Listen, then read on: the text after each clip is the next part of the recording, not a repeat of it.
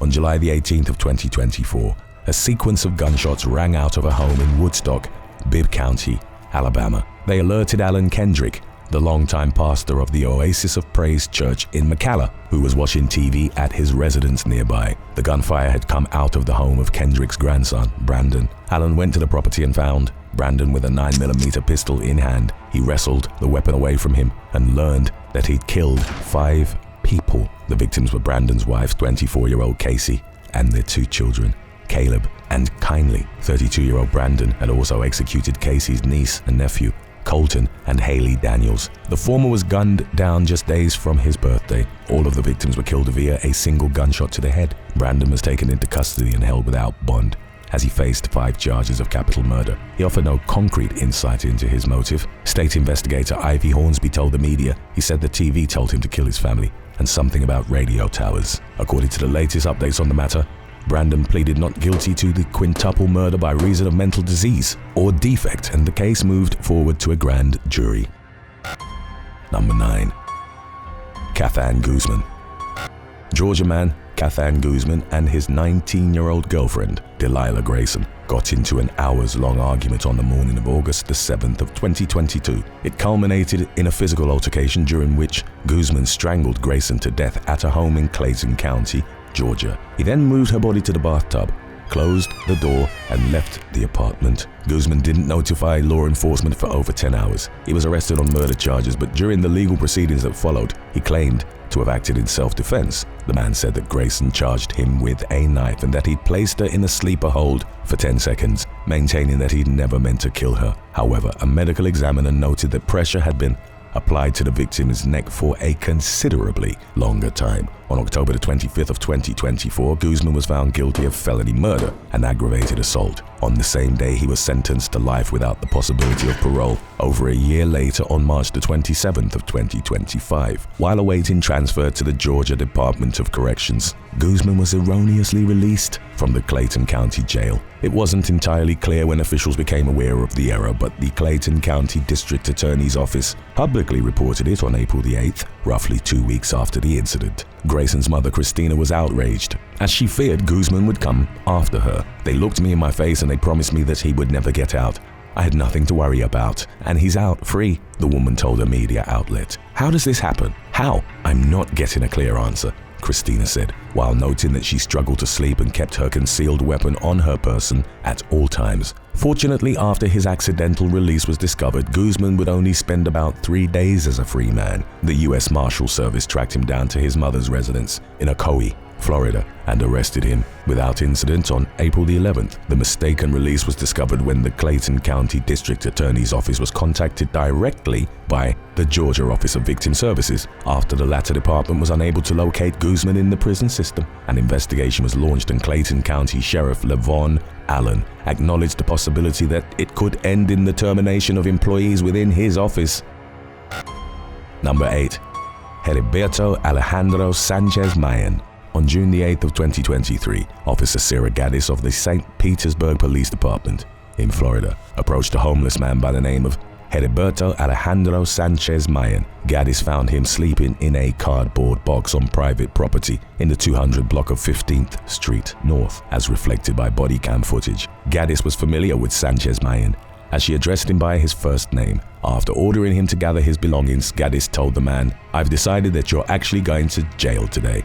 I've had far too many problems with you," and arrested him for trespassing. She radioed for support and Officer Michael Thacker arrived, driving a prisoner transport van. Sanchez-Mayen didn't have incidents of violence on his record, but had been arrested and ticketed multiple times for trespassing and loitering. Thacker shackled Sanchez-Mayen with a belly chain, as procedure dictated, and said of the repeat offender that any crime should be a felony after a certain number of incidents, adding, "A year in jail would probably settle it." Sanchez-Mayen was placed in the back of the vehicle without a seat belt. At some point during the drive, Thacker stopped abruptly at a red light. Sanchez-Mayen was unsecured and the belly chain restricted his movement. He slid across the van, fell and hit his head hard on a metal partition. Sanchez-Mayen went unconscious. Thacker reportedly noticed in his video feed from the back of the van that the arrestee was face down on the floor, but didn't stop the van until they reached the Pinellas County Jail. After the van came to halt, Thacker was recorded trying to rouse Sanchez-Mayen, but was unable to do so. After trying and failing to lift him, the officer dragged his limp body out of the van, causing him to hit his head on the bumper, the door, and the concrete floor. An ambulance was subsequently called and the man was rushed to the hospital. It would soon emerge that Sanchez-Mayen had suffered critical spinal cord injuries during the incident. He became a quadriplegic, and his condition ultimately led to the amputation of both his legs above the knee. In March of 2024, he launched a lawsuit against Cadiz, alleging false arrest and malicious prosecution, and Thacker, whom he accused of excessive force and intentional battery. The city was also sued on multiple counts, including negligent supervision and training. In April of 2025, the city council unanimously approved a settlement of $2.5 million in the case. A district judge noted that the most disturbing part of the video evidence was Thacker's handling of the unconscious prisoner, which was described as reckless, callous, and something every Boy Scout with a first aid merit badge would know is entirely improper. Ultimately, the officers weren't criminally charged or disciplined. They remained in their assignments, and the police department said it had no intention of changing any policy regarding prisoner transport. Number 7. Rafael Castillo.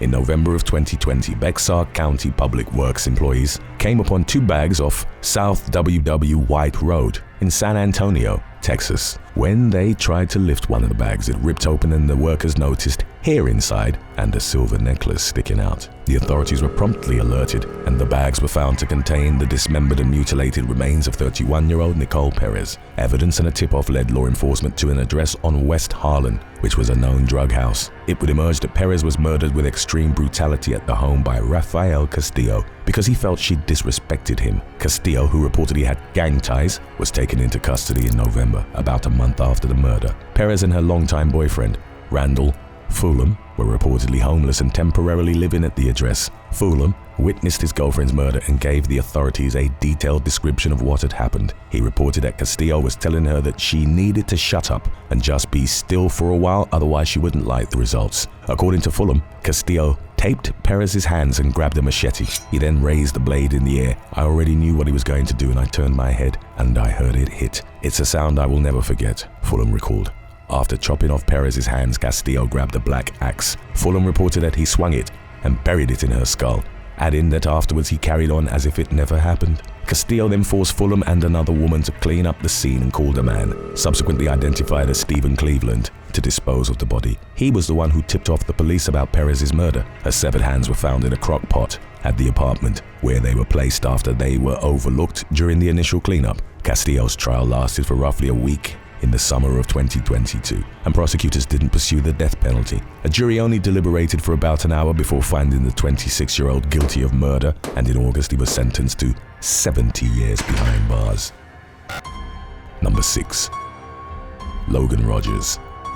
On May the 18th of 2025, Alabama woman Autumn Paige Strickland was reported missing after she'd last been seen leaving the Strickland Hotel on Court Street in downtown Florence. Law enforcement believed the 38-year-old woman was endangered and was possibly living with a condition that may impair her judgment. After a public appeal for information was released, the police received multiple tips from the community. The information, along with video evidence, led investigators to 28-year-old Logan Rogers. According to court documents obtained by WAFF-TV, it struck Strickland with his 2012 Kia Soul on May the 17th. He then turned around and rammed into her again, reportedly rendering her unresponsive. Roughly half an hour after the double strike, Rogers returned in a pickup truck and collected the woman's body. He took it to his home in the 2200 block of Northwood Avenue in Florence. Law enforcement found Strickland's remains in a barrel on Rogers' property, and evidence indicated he tried to burn them. He was arrested on a murder charge and held without bail at the Lauderdale County Jail,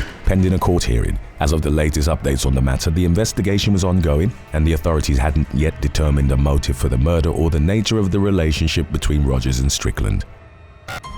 Number 5. Reuben Arthur Leonard. 80-year-old South Carolina man, Reuben Arthur Leonard, went to his neighbor's Sumter County home armed with an assault rifle on the night of April the 16th of 2025. At least 10 people were present inside the dwelling at the time, and Leonard opened fire indiscriminately at them. A preteen girl who was subsequently named as Ashley McFarland was hit by gunfire and subsequently pronounced dead at the scene.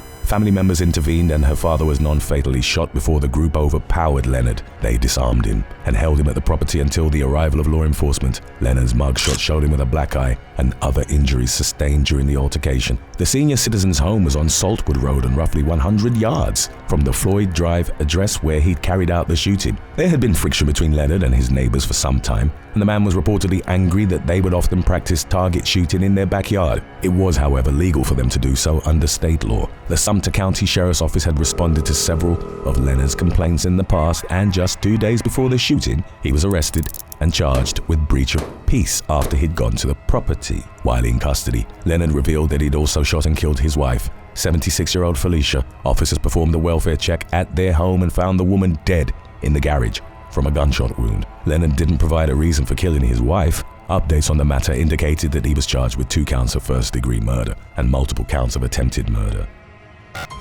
Number 4. Earl Lee Johnson Jr. On the evening of April the 18th of 2022, officers from the Baton Rouge Police Department in Louisiana were called to the parking lot of Sherwood Towers, an office building located on South Sherwood Forest Boulevard, near Newcastle Avenue. The call, which was placed at around 10 p.m., was about a dead body. Officers found 34-year-old Janice David inside a vehicle, naked and with her hands bound to the steering wheel. The woman died after she was tortured and stabbed nearly a dozen times. Her killer was identified as 35-year-old Earl Lee Johnson Jr. For 3 to 4 days, he and David had been on a heroin and methamphetamine drugs binge that culminated with Johnson killing her. The man broadcast the fatal attack for roughly 15 minutes on Instagram Live, and users alerted Meta, the platform's parent company. He placed his phone on the dashboard and then talked to viewers about what he was doing to the victim in the front seat. Johnson choked, beat, tortured, and stabbed David to death. He then tried to set fire to the vehicle with her body inside. During a news conference, Baton Rouge Police Department spokesman Sergeant LeJean McNeely described the attack as a very gruesome, very evil act. By the time that law enforcement learned of the horrific live stream, Johnson was already in custody for an unrelated vehicle theft. The latter incident reportedly involved him leading officers on a chase in the pilfered vehicle, with the pursuit ending in a wreck. In August, Johnson was formally indicted for David's murder and other associated charges that included second-degree kidnapping and obstruction of justice. The man reportedly admitted to the gruesome killing while in police custody, but didn't immediately enter a plea. Number 3. Joseph Nickell. Law enforcement in Paintsville, Kentucky, received reports of a shooting on February the 10th of 2018. 3 bodies were found at a residence within an apartment complex, and they were identified as Lindsay Van Hoos and her mother, Patricia. Also discovered at the scene was the body of Joseph Nickell, who was Lindsay's boyfriend. The authority determined that he was the gunman and there were no other suspects connected to the incident. The police had reached the scene following a tip about Nickell's vehicle after he was identified as the suspect in another double murder at a residence in the McKenzie Branch area of Flagtap. It was there that Nickell gunned down his parents, James and Arlene. During that incident, he also chased down his 19-year-old son and fired a shot at him, but the team was able to escape and seek help. A motive for his rampage wasn't provided, but social media photos indicated that the man had a sizable collection of weapons that included high-powered rifles. In the incident's wake, Johnson County Sheriff Dwayne Price said in a Facebook post, "There are no words to describe the heartbreak in seeing 4 lives taken due to the actions of one man. I have worked in law enforcement for 34 years. This is one of the most disturbing acts of violence I have ever seen." Today's topic was requested by Keenan Comedy 4276. If you have any other topics you'd like to learn about, subscribe and let us know in the comments section below. Number 2. Alan Dale Lee. Leading up to the fall of 2012, the mugshots of Florida man Alan Dale Lee generated considerable attention online due to his unusual appearance. The habitual drug user was nicknamed Dracula by the police due to his crooked buck teeth, which were visible in his processing photos. His first arrest took place in 2009 when he was charged with aggravated battery and selling marijuana. He was arrested in Dade City after allegedly stabbing a man in the stomach during what some reports indicated was a drug deal gone wrong. One officer was quoted as saying at the time, "It was hard to keep a straight face when the mugshot was taken. No one has ever seen teeth that bad." A little over a year later, in October, Lee was arrested again on marijuana-related charges, producing yet another memorable mugshot. Then in September of 2012, the man stood in front of Dade City Police Department cameras once more after he was taken into custody for possession of methamphetamine. Number 1. Robert Aaron Long. On the afternoon of March the 16th of 2021, Robert Aaron Long went to Young's Asian Massage, a parlor near Ackworth in Cherokee County, Georgia. 21-year-old Long paid for a service which lasted for roughly an hour and then went to the bathroom at the back of the building. He emerged with a 9mm pistol in hand and wrought havoc in the establishment. He aimed the weapon at Paul Andre Michels, who was a part-time handyman at Young's, and fatally shot him in the head. Long went through the rooms and similarly executed 2 workers, Dao Yufeng and Xiaoji Tan. He then gunned down customer Delana Ashley Yuan Gonzalez, who was hiding while her husband, Mario, was receiving a service in another room. Mario survived and was found in a state of distress by the police. He and Delana had 2 children. The man later told a media outlet, "What am I going to do? That murderer only left me pain." The only survivor from the massage parlor was 30-year-old Elsias R. Hernandez Ortiz, whom Long shot in the stomach, lungs, and forehead. The gunman left minutes before the police responded to the scene and drove to the Gold Massage Spa in northeast Atlanta, roughly 30 miles away. He said nothing as he began shooting his way through the spa and at some point locked the front and back doors of the establishment. 51-year-old Hyun Jung Grant, Sun Cha Kim, and Sung Chung Park, aged 69 and 74 respectively, were shot dead. Other employees took cover and were fired upon, but they survived. Long then walked across the street to the aromatherapy spa where Yong I-Yu opened the door for him. The gunman shot the worker dead without making his way inside. It was suspected that his gun malfunctioned after shooting Yu, otherwise his spree would have continued. Long was captured on CCTV and the footage was released to the public after the Cherokee County shooting, whereupon his parents recognized him and alerted the authorities. They reported that the 21-year-old's Hyundai Tucson was fitted with a tracking device. A few hours later, Georgia State Patrol officers spotted him in Crisp County and followed him on Interstate 75. GSP troopers then performed a pit maneuver through which they stopped Long's vehicle and apprehended him. A 9mm pistol was found in his car. Long was charged with 19 crimes in Fulton County, including murder and domestic terrorism, and 23 crimes in Cherokee County, including malice murder, felony murder, attempt to commit murder, and aggravated assault. All of the establishments that Long had targeted were reported to have offered escort services, and nearly a dozen commercial intercourse-related arrests had occurred at them in the past. Long was a recipient of intimate services at 2 of them. The man, a deeply religious Christian, reportedly suffered from a severe intercourse addiction which he struggled to reconcile with his faith. Concerns over his addiction, which reportedly involved him watching adult content 4 hours on end on a daily basis, had led to his parents throwing him out of the house the night before the shooting. During his interviews with the Cherokee County Sheriff's Department, Long reportedly stated that he targeted the parlors because he sought to eliminate the temptation and therefore help others dealing with a similar addiction. Long had previously received treatment at Hope Quest, an evangelical facility which was down the road from Young's Asian Massage, where he would carry out the first shooting. At the time of Long's rampage, an anti-Asian sentiment was widely reported to have risen in the US, connected in part to the COVID-19 pandemic. Of Long's 8 victims, 6 were women of Asian descent, and the spree became one of the main catalysts for the subsequent Stop Asian Hate movement. Long maintained that his rampage wasn't motivated by hatred, but a worker who had managed to escape the Gold Massage Spa shooting quoted him as saying, "I'm going to kill all Asians." In July of 2021, Long pleaded guilty to all of his Cherokee County charges, resulting in 4 consecutive life sentences without the possibility of parole, plus 35 years. In September, he pleaded not guilty to the Fulton County charges. Updates from June of 2025 indicated that prosecutors were seeking the death penalty, and that the admissions of guilt Long had made following his arrest for the Cherokee County shooting would be admissible during the trial. Thanks for watching. Would you rather live in the South in the 1960s or in present-day Iran? Let us know in the comments section below.